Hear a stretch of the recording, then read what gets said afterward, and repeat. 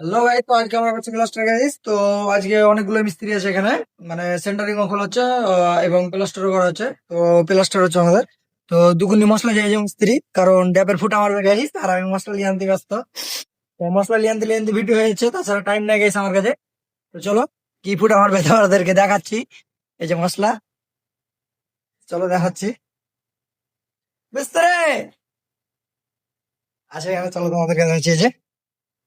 এই যে আমাদের মিস্ত্রি, এই যে মানে উঠা আছে আর অল্প মশলা লাগবে। এলো, এই যে। আর এই যে এখানে একটা আমার কাকা আছে। এই যে কাকা, কিছু বলো কাকা। Hi guys. আর আমার কাকা বলছে হ্যালো গাইস, 11 2 22।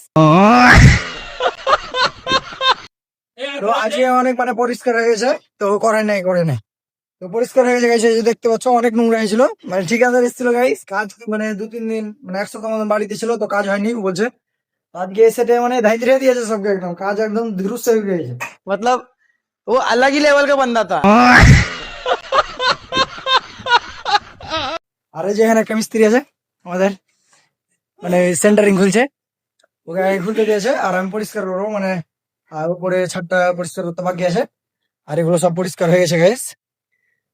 তো ভালো থাকো, আবার দেখা হচ্ছে নেক্সট ভিডিওতে।